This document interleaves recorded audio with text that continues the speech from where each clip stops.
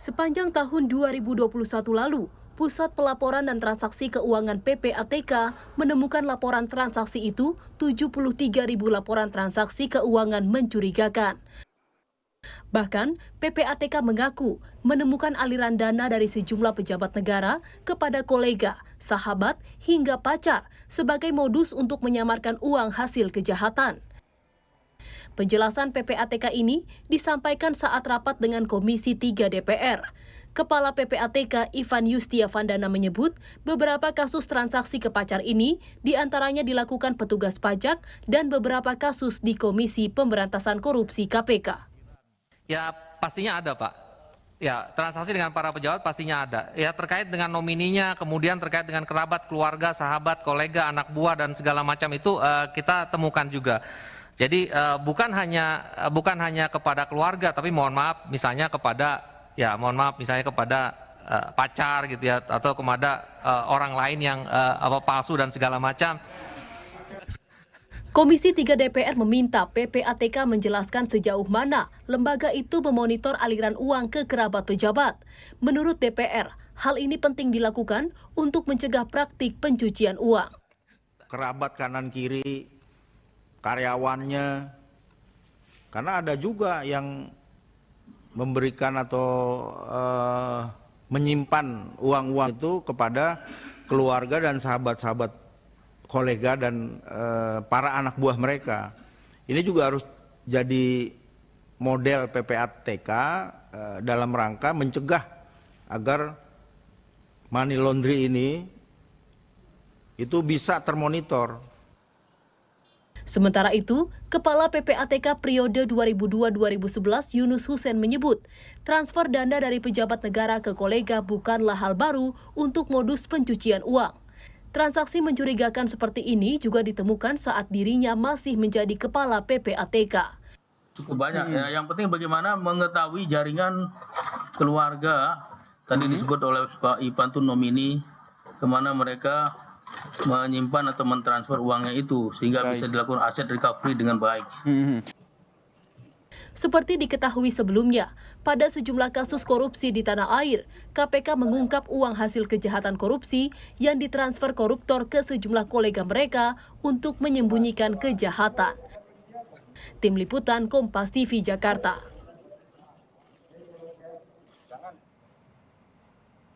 Lalu saudara, berapa sebenarnya nilai transaksi keuangan mencurigakan yang melibatkan para pejabat nakal? Sejauh mana PPATK sebagai salah satu perangkat intelijen keuangan bisa menyelamatkan uang negara dari praktik kejahatan keuangan? Saya akan bahas bersama pelaksana tugas Deputi Pencegahan PPATK Fitriadi Muslim. Selamat malam Pak Fitri. Selamat malam Mbak Sofi. Ada pula staf khusus Menteri BUMN Arya Sinulinga. Bung Arya, sehat ya? Selamat malam, sehat. Harus sehat-sehat kita. Sehat kita ya, oke. Lalu ada pakar tindak pidana pencucian uang yang juga Dekan Fakultas Hukum Universitas Pakuan, Yenti Garnasi. Bu Yenti, selamat malam. Malam Mbak, selamat malam Pak. Saya ke Pak Fitriadi dulu. Pak Fitriadi, jadi ada 73.000 laporan transaksi yang mencurigakan tahun lalu. Ini apakah mayoritas transaksi dilakukan oleh pejabat negara, Pak Fitri? Ya, terima kasih Mbak Sofi. Jadi laporan transaksi keuangan mencurigakan adalah salah satu bentuk laporan yang disampaikan oleh pihak pelapor kepada PPATK. Di samping laporan transaksi mencurigakan, kita juga menerima laporan transaksi keuangan tunai, laporan transaksi dari penyedia barang dan jasa, laporan pembawaan uang tunai, dan juga laporan transaksi incoming dan outgoing transfer ya dari luar negeri. Dan di tahun 2021 PPATK menerima sebanyak 79.543 laporan, jadi tepatnya 79.543 laporan. Dan mayoritas LTKM ini disampaikan oleh pihak bank. Kemudian kalau ditanya dugaan tindak pidana asal dari laporan transaksi keuangan mencurigakan yang disampaikan ke PPATK itu sebesar 43% ya, terkait dengan tindak pidana penipuan dan penggelapan, kemudian korupsi sekitar 7%, kemudian narkotika sekitar 2,2%, serta perjudian 4,2%. Jadi ini adalah laporan yang memang oleh undang-undang diwajibkan untuk disampaikan oleh pihak pelapor kepada PPATK, diantaranya dari penyedia jasa keuangan atau bank. Ya. Kenapa dilaporkan? Karena memenuhi unsur-unsur transaksi keuangan mencurigakan sebagaimana diatur dalam Undang-Undang 8 2010 ya. Misalnya transaksi tersebut menyimpang dari profil, karakteristik, pola kebiasaan transaksi dari pengguna jasa, wajib laporkan pada PPATK. Kemudian transaksi tersebut diketahui menggunakan harta kekayaan ya yang berasal dari tindak pidana, ya misalnya transaksi-transaksi yang dilakukan oleh para tersangka, terpidana, ya terdakwa yang sudah diketahui, itu biasanya pihak pelapor sudah otomatis akan melaporkan kepada PPATK setiap transaksi tersebut, karena patut juga menggunakan harta kekayaan berasal dari tindak pidana. Kemudian bisa juga dilaporkan karena ada indikasi melakukan upaya untuk memecah-mecah transaksi ya. Karena tadi saya sebut ada laporan transaksi keuangan tunai 500 juta yang harus dilaporkan, maka mereka pecah-pecah ya. Akhirnya kalau dipecah-pecah itu dilaporkan kepada PPATK sebagai transaksi keuangan mencurigakan. Nah, transaksi-transaksi ini kemudian oleh PPATK kalau ditanya tindak lanjutnya adalah kita melakukan pendalaman, melakukan proses analisis dan pemeriksaan. Ada sekitar 200 analis dan pemeriksa yang melakukan proses analisis dan pemeriksaan atas laporan-laporan tersebut. Nah, baru kemudian hasil analisis dan pemeriksaan inilah yang disampaikan kepada penegak hukum. Pada tahun 2021 PPATK telah menyampaikan sekitar 715 hasil analisis ya. Mayoritas ini catatan disampaikan kepada kejaksaan, kemudian diikuti ke KPK, kemudian kepolisian. HA yang disampaikan ke penegak hukum mayoritas terkait dengan korupsi, narkotika, dan penipuan. Demikian. Oke, nah ini kan kalau kita lihat spesifik yang ada kaitannya dengan pejabat negara, kemudian disalurkan uangnya kemana-mana begitu ke kolega, keluarga, bahkan sampai pacar. Kalau kemarin kami mewawancara mantan Ketua KPK Pak Yunus Hussein menyatakan bahwa kejadian yang seperti ini sudah sangat sering terjadi, bukan barang baru dan seringkali melibatkan banyak uang. Karena dengan cara pola korupsi seperti ini, uang yang mereka terima itu ternyata banyak sekali, sehingga mau dihabisin sendiri, saya mengutip Pak Yunus, sampai muntah, makanya bisa sampai kemana-mana. Nah, apa yang bisa diamati oleh PPATK dengan kondisi yang seperti ini, di tengah yang seharusnya investigasi keuangan itu bisa lebih bagus lagi untuk mencegah praktek-praktek seperti ini, Pak Fitri?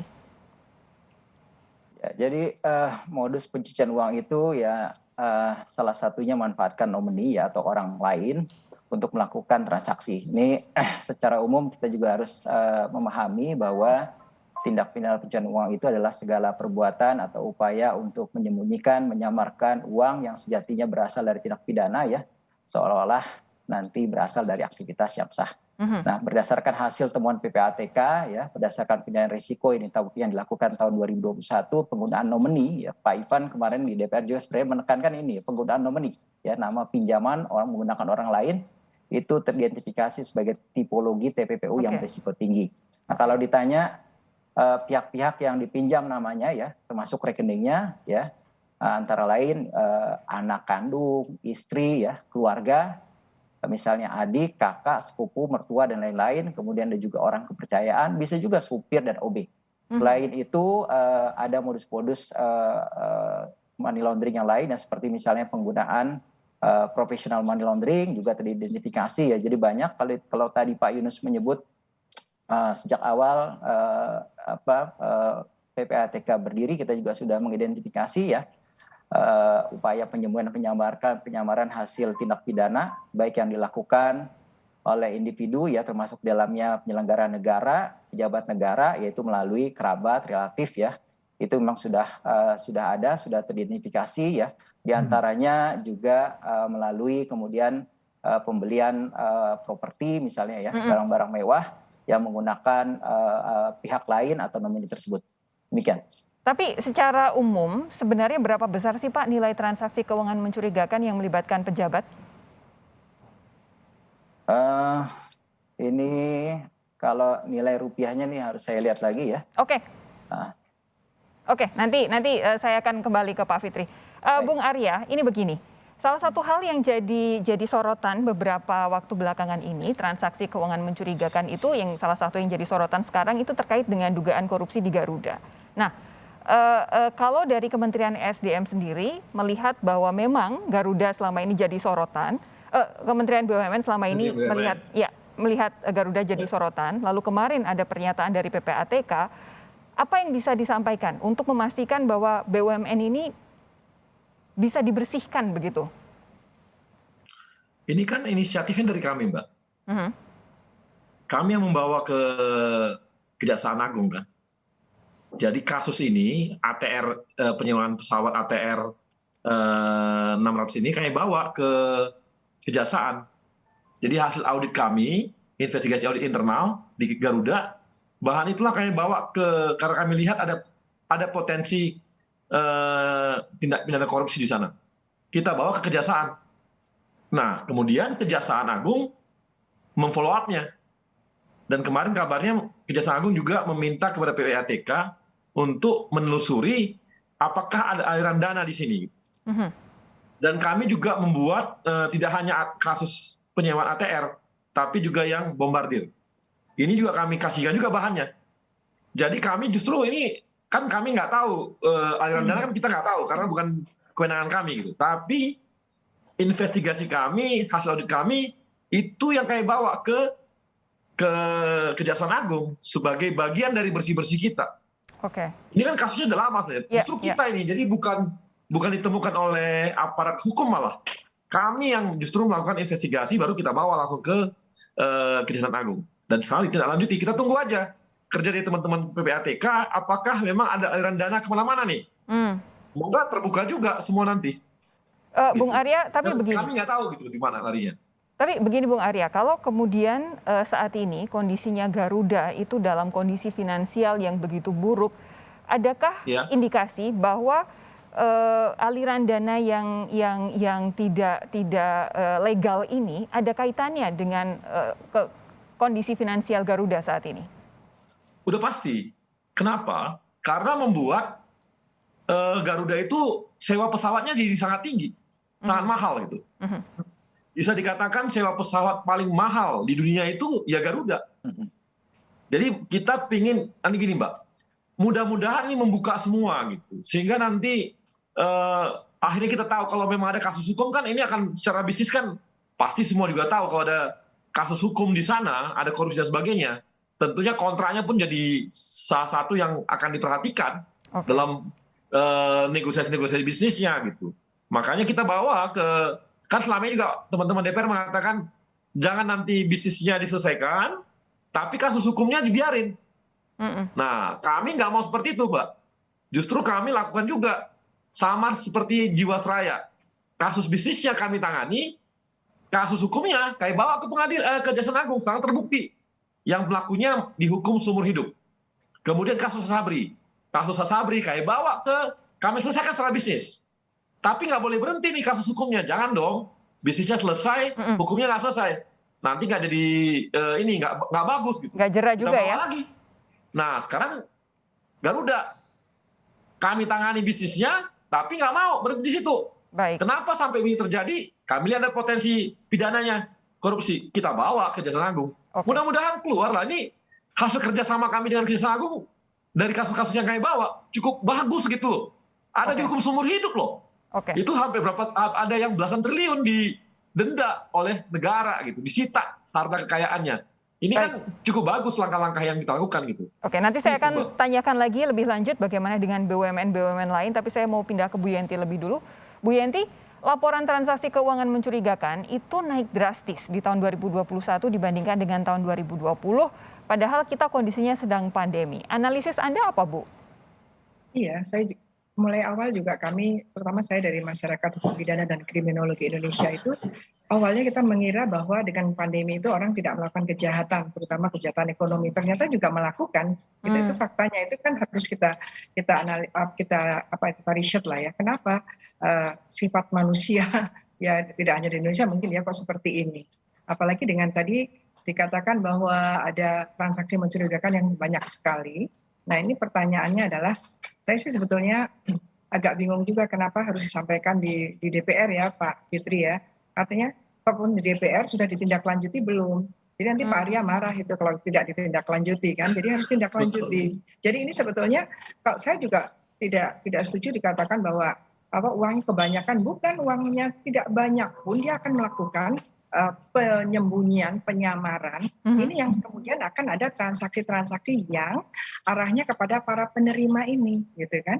Jadi penerima ini pasti sejak awal dibuatnya undang-undang ini secara internasional konvensi itu sudah diprediksi bahwa yang namanya TPPU itu bukan aktif saja, tetapi uangnya adalah di pasif. Justru pasif ya, yang mengherankan adalah bukan heran karena ada pacar. Yang heran adalah kenapa penegak hukum Indonesia tidak mau menelusuri pasifnya, hanya aktifnya. Artinya apa? Uangnya sulit ditarik kembali, nanti tidak bisa untuk penjeraan ya Pak Arya tadi. Jadi itu permasalahannya.